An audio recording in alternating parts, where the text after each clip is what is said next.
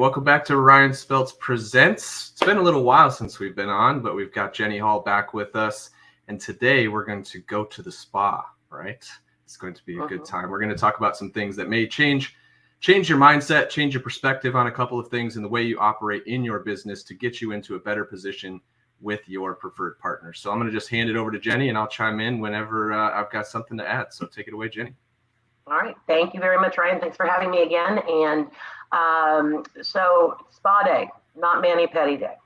What we are talking about is cross-sectional relationships within the real estate community. And a topic came up with a trusted person I know about the term vendor. And, every word has connotation to it. And vendor has been used and used and used. And we are vendors. We're all vendors to each other, but we're more than that. We're spas. We are strategic partnership alliances. And what we wanted to do was make sure that those that we align with understand the importance of their role and their function and their knowledge base.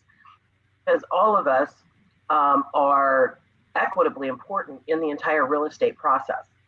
So this was very well received. I did this in my KW office. I work with Keller Williams, Tampa Central, and working with some new agents to get their minds wrapped around kind of the business side of real estate, not just scripts, not just understanding contracts, but how to understand kind of how business works. And the biggest asset we have is our alliances. Biggest assets we have are our alliances. So what can a spa be? Well, a spa can be a lender, an inspector, an appraiser, a contractor, other agents. Imagine that, other agents. It can also be staging companies. It can be, home equity companies. It can be any number of things. Title companies, you name it, staging companies. I mean, all of this ties together to create a successful transaction. Ryan, thinking of anything off the top that I'm leaving out of that laundry list? No, ultimately everybody kind of knows what they are looking for in partnerships and stuff like that. And we just want to make sure, that they're not, like you said, the vendor term can be so broad and so overcasting and just like really it just downplays what you're actually utilizing that person for. It doesn't show them as a person, right? Exactly. And it also, I think some realtors, not all, but some realtors are under the misconception that all of the pre-licensing that we've talked about, all of the licensing expenses, all the post-licensing expenses, all the memberships, et cetera, that we're the only ones paying all those fees. And the reality is most professionals are within their lane of business. And so, again, that's why I like the term alliance, because it to me breeds a mutual respect across all levels of expertise and all areas of expertise. One thing, and I'm going to speak as a realtor, that I learned from the person when I first got licensed, she told me always, be the source of the source. So finding and confirming and developing these strategic alliances gives you a chance to have a place for people to go where, as a realtor, your license stops at a certain point. You can only speak to a certain point. Ryan, there's no way I could speak to what you do and what you know, in the lending sphere. I don't know it. I mean, I can get far enough to be dangerous, but at that point, that's why having an expert is critical. The one thing that I've encouraged realtors is, throw a rock and you're going to hit 4 realtors. I know this. If I go out somewhere, I have a little bag of rocks in my purse. And if I get in a conversation and they say, what do you do? And I say, well, I'm a realtor, run a team, et cetera, et cetera. And then they go, oh, well, I know my cousin's aunt's brother's uncle behind the 7-Eleven's also a realtor. I hand them a little rock that I got at Michael's Arts and Crafts. And I just hand it to them. I don't say a word until they ask me what that's for. And I said, well, throw it. You're going to hit 3 of us. So there's a lot of us in every area of our expertise. But one of the critical things is making sure that there is a familiar and a consistent line and style of communication. For me, I am not a total techie. So I like the ability to pick up a phone if I've got a pressing question and get an answer and get it handled in 5 minutes versus 94 text messages going back and forth. Some people like to work with pure technology. So finding those partners that speak your language, that you communicate with effectively is very important. The other thing is having enough alliances that you're comfortable with to know who to connect your customer with. Because I had a situation, it was 2.5 years ago, it was way pre-COVID. But my friend referred me to her grandmother. English was her second language. She was native Spanish speaking, and she was 85 years old. And I needed to find a lender that I could refer her to that would be able to communicate on her level, which was, while she spoke very good English, when you get into technicalities, it was easier for her to have a Spanish-speaking person, and it was easier for her for someone that did not send technology because she was just not technology-based. So I have somebody that can help in those particular situations. So considering the audience of your customer is important as well. And that even you mentioned the language part there, and really overall, we can talk about even language at its core, right? English, Spanish, but in those subsets of the population, you have different languages that are being spoken. Veteran language. There's certain language that comes along with that, or terminology that needs to be known. If somebody throws out, well, I'm PCSing, well, there's a lot of lenders and a lot of realtors out there that have no freaking clue what that means. Or I'm going to the med board on Monday. Okay, well, we may have an issue with that if, down the line. And there's a lot of people that just don't know what that stuff means. So when you're referring out, like, just knowing that that person can speak the language of the person you're working with is super important. Very, very important. And the other thing is understanding that all of us are going to have these strategic partnership alliances, is knowing that each of us is an extension of the other one of us. So, making sure that if you don't have someone that drops the ball, and that you set an expectation for a customer in terms of, this is how I communicate, this is how frequently, this is the process, and making sure, and I'm sorry, my allergies are going crazy. Everybody's are. It's insane. But making sure that, these alliances augment the other people's perception of you as a professional. So, making sure that you find strength and you find, again, that confluency of communications and demeanor is really important. I tell a lot of realtors, I'm going to get back to this jumping off point. You're going to get a lot of questions you can't answer. Don't try. Don't pretend. That's the worst. It is okay to say, I don't know, but I know where to go or where to direct you to get you to that right answer. But at the same time, Ryan Parsons as yourself, having that, for me to reach out to you and say, hey, I've got this weird situation. I can talk to a certain point, but I don't know past that. You educated me, but I, at this point, want to hand this off to you. I also know that, here we are doing free videos and free training. We want people to be better. And in your alliances, sit down with your partners and have them educate you in their area. I took a class last week and was trained on surveys. I'm never going to be a surveyor. I know kind of what to look at. I can read a plat, okay, but I'm not a surveyor. And you realize, again, and there's a specialty area that I will never do ever. I don't think anybody outside of surveyors, I don't think. I walked out of there, and the presenter was excellent, and I walked out of there thinking, I think I have a brain bleed. But it was excellent again. So now, as a result of that, if something comes up in a survey that doesn't make sense, I've got a resource to turn to say, does this survey make sense to you? The other thing is the importance of appraisers. A lot of times, it's commonly thought that appraisals are only tied to a lender's requirement for lending. Well, what happens if you have a cash buyer? They don't have a lender that is promoting getting an appraisal.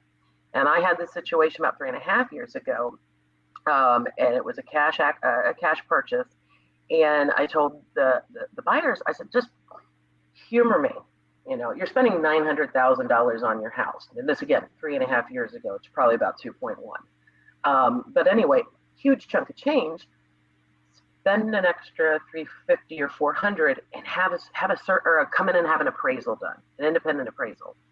Well, they did, and I actually went and met the appraiser, and I was like at the other end holding the tape to measure all the rooms, to measure the space, and just going back, and we were just kind of cross-checking all of his measurements, our measurements, and his, and we found out that the county had his property appraised 200 square feet over the actual square footage. So when that house was priced to sell, it actually it didn't appraise correctly. So we worked it all out, and they bought the home. But again, that's where having these strategic partnerships can really play an incredible part. Let's see here. What else? Key questions for discussion. One thing I'm asked a lot of times is, do you have to, when your customer asks you to refer them to a particular specialist, do you have to give them multiple options? And the answer is, kind of don't. Some people think it's ethical or more ethical to give at least 2 or 3 options. And I always take the ethical route. But you have to explain to a customer, at least from my position, is you still have to make the choice. This has to be somebody you're comfortable working with. Here are people that I've had success with, that I have faith in, to do a very good job for you. But you have to pick that person. But you can also just refer one person. It's an ethical question, not necessarily a legal question. But I always think it is a good idea to, again, once you know your audience, give them a couple of options, but talk them through their different styles and say, okay, I work with Brian. He responds as quickly as humanly possible. He's on his A game. Here's his process. This is why I think you should talk to Brian. But again, it's the whole thing is considering your audience and then trying to just connect people where it's going to be a seamless as possible transaction. At the end of the day, that's what we all are aiming for. Well, and to me, with the 1 versus 3, right? Like you definitely have 3. I tell every single agent that I don't want to be your only guy, because if you're sending me stuff that's outside my wheelhouse, that's going to make both of us look pretty stupid, right? Like it's going to end up being that way where it's that language thing, right? They're going to talk to the language to me, and I'm not going to understand their terminology, and we're going to both come off like, okay, well, she referred me to this guy who doesn't know what he's doing. Does she really know what she's doing? So 1 versus 3. When you send them 3, it also makes you look like you don't know what you're doing, because oftentimes you're just like sending someone who's going to purchase a home 2, maybe 3 times in their lifetime, and you're sending them 3 people to say, you figure out which one's best for you. Mm-hmm. Instead of taking the time up front, like you've mentioned, and meeting with those professional alliances, meeting with those people, figuring out what their specialties are, and saying, hey, go meet with Ryan. He specializes in VA. He specializes in divorce situations. He's going to be able to help you the best. If you don't click with him, let me know. I've got the second person. Then we can introduce you to the second person. If you want more than 1 quote, let me know. I'll introduce you to the second person, and we'll be upfront with both people. That's the way to present that. Instead of saying, here's 3, good luck. Here's the 1 that I think is best for you, but here's a couple others if you need them after the fact. And it just performs, like it comes off so much stronger of what you're doing. Agreed. And, that is what I try to do, and I do with every situation is, again, to evaluate. But the other thing is, if you just blindly send off 3 lenders or 3 inspectors, and then all of a sudden, here you've got a customer who is already stressed out. They're already making a huge investment. It most likely involves a life change. of some sort, whether it is marriage, divorce, empty nesting, growing family, death, any number of different things. Usually people don't just sell a home and buy a home for shits and giggles, pardon my French, but they really don't. I mean, there's usually a change that's going on, and it's a large monetary situation. They're also probably working. They've got a lot of things. If you just blindly send out 3 without having done your research and your homework to help guide them intelligently, all you're doing is dumping more work on that customer. And then they're sitting here trying to evaluate, well, I don't know who's going to handle this the best. And, so I like your philosophy of here's who I would recommend first. See if you click. If you don't, for some reason, you just let me know. And then I'll get you another referral. It's not a problem. But I'm not going to send you somebody that I have no knowledge of and just hope that you can blindly grab at a straw. And a lot of people think that, like you brought up the legality aspect of it. And I get that a lot, right? Like, well, it's legally, I have to send 3 people. And I mean, I've got some stories out there. There's one that's right now that I just saw come across one of the Facebook groups of where their realtor was offering to buy down or to pay for the buy down out of their commission if they used their lender. So like, if you think that sending 3 names to someone creates legality when there's people out here doing stuff like that, like those are not in the same conversation. Sending one lender and steering by saying, I'll pay for it if you use my lender. Like if people are getting away with that and you're worried about handing out 3 business cards, like those are 2 separate conversations. Like if you're good at what you do and you know which specialization each one of your people that you work with has, you have no worries about that. Just to hand over 1 card and say, call this person because he's the best for you. Yeah. The other thing is that I found with young agents, and this is a legality, is if you talk to a potential strategic partner and they say, well, if you send it to me, I'll get you a nice gift card for a steakhouse. No. Yeah. There are not kickbacks. Those are considered to be kickbacks, and those are not a legal thing. Now you can say thank you, and I believe, and correct me if I'm wrong, Ryan, $25. Yep, pretty much. Yep. Want to go to lunch, take somebody to lunch to say thank you for referring the customer. It's $25 cap. But in my humble opinion, if you've done a deal together and it's gone well and it's closed, then mutually meet for lunch and each of you pay for your own meal. Just take that away from it. And I have actually, over my period of time, met with some different places that said, well, I've worked around that. Yeah. I can get you some money back. I think that is just a slippery slope, and don't go down it. Please don't go down it. Yeah. And you want to, you say stuff like that, and really it's, the big Z situation right now where they have the mortgage side and the real estate side going on. And it's like, you're trying to separate yourself from those people. Like all of your posts say, I'm different than those. And then you're going into a situation that basically creates the same environment for your client. Like it doesn't differentiate you. So how can we utilize our partnerships to differentiate ourselves from the stuff that we're trying to push away from? And that it just doesn't do that if you're putting yourself in that situation. Yeah. And another thing in this, and it doesn't really have to do with the intra-communications between, a realtor, a lender, or whoever, but try to put it in email. I know text is really, really easy right now. And for generations younger than this one here, it's very easy and it's become an everyday thing. But in November 1 of last year, the new as-is FAR contract came out for residential purchase. And if you read through the contract and you understand the contract, one of the things they took out were basically methods of communication regarding the transaction. And they removed text as an approved form of communication. They added in facsimile, which I don't know who has a fax anymore. And if it is, it goes straight to your email anyway, so it's essentially an email. Yeah. So, but be careful, everyone in the industry. If you're talking back and forth, and it's something very simple of, hey, just got the PA in, we're moving forward with looking at homes or something like that, that's fine. But when it comes to the actual transaction, try to put everything in an email so that it is recoverable, easily recoverable. And it's also guarded by that as is FAR bar, which has got everybody involved in the process named basically in the contract. So just be mindful of that.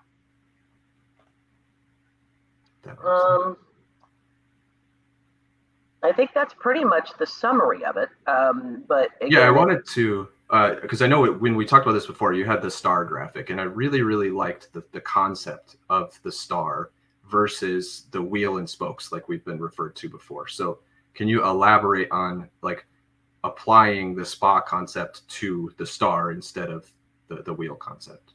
Yeah, well, the idea of to me, a wheel, you got your rim, you've got a center, you got your hub, and then you've got your spokes that go out. Well, it can be easy for a realtor to think they're the hub. The wheel is the transaction, but they're the hub, and each is just an individual spoke that goes out. I think the star model is much better because the star model says, well, I start here, then I go to this allied partner, and we go to this allied partner, and then over to this allied partner, and this allied partner, and then we come back. Everything intersects in real estate. Now, as a lender, people may say, well, why do they care about the inspection? Well, the inspection doesn't go well, and they aren't communicated with effectively and on time, it could nullify a contract. So instead of thinking that the universe is here and you're in the center of it, you're part of a bigger dynamic, and everybody is in touch with each other. And I think it levels the playing field again to highlight the importance of partnerships as opposed to the term vendor. Maybe again, it's a me thing, but it makes sense to me. When I was in sales years ago, they used to try to teach you this wheel model, and it was okay. Here's your territory, and here's the office. So you can shoot out there, come back to the office, shoot out there, come back, commit it. And then they went to the star theory, and they're like, oh, don't do a star. You're wasting gas. You're going to go here. You're going to go here. You're going to go here. But in our line of work, to me, a star model makes much better sense. And I think it doesn't make anybody the center of the universe. It puts everybody onto a level playing field for the importance of their expertise. The only person that it puts in the center of the universe is the client, because everyone's surrounding the client. And that's, if there's one thing that resonates through this thing, it's there is no superiority among realtor, lender, appraiser, everybody involved in the transaction. Everybody's extremely important, and the client is the most important. So as long as we're all basing all of our decisions and conversations based around the fact that the client is the most important, everybody wins. And that's where the star model is, that all the lines intersect in a star. And that's exactly where the customers, you're dead right. But everybody goes through the customer to get to the other person, but that customer's looped in. They know where things stand all the time. Yeah, I love it. I know, one of my goofy things, I've been watching way too much Sci-Fi Channel lately. It's all good. It applies, right? As long as you can apply it, it's a good concept. So I think that there's a lot of value of what we just talked about, and being able to create those strategic partnership alliances, and making sure that you are referring to your friends in the industry on the level playing field as you, instead of that hierarchy that has been created in the past and has been created in trainings really over the course of a long time. And that the markets have changed. In the past, real estate agents were the ones on the ground hoofing it door to door and getting they were the beginning of the transaction. But now with the internet, everyone has access to the person to start the transaction. And so, you've got to think about that too, of where can I get, or where are there possibilities for referrals that can come in, or introductions that come in, and I'm not going to lie, I'm not sending a referral to an agent that doesn't treat me like I'm a strategic professional, right? I'm not, if I'm being treated like a vending machine, guess what? I only spit it out when you put something in. So, it's not, that's just the way it's going to be. So, if if you're able to put it on that level playing field, then we don't have a problem with that. So I agree. That's the whole point of this. And again, I've trained this program to young agents where my brokerage, and you should see the eyes popping open. Because it's, a lot of times in my industry, young agents are taught contracts, they're taught steps, all of which are important, but they don't look at these other levels of things and how to come out of the gate and do it right. And the big thing is respect. Yeah, for sure. Yeah, that's the number one. Well, I appreciate your time today, Jennye. I think this was awesome, and I think we're going to be able to chop this up, do a lot of short form stuff with it, send it out everywhere, and make sure people know what we're talking about. And so definitely, like, everybody should have a spa day today, and we will touch base on the next Ryan Speltz Presents. So appreciate you, Jennye, and talk to you soon. Thank you, Ryan Speltz. All right. Bye-bye.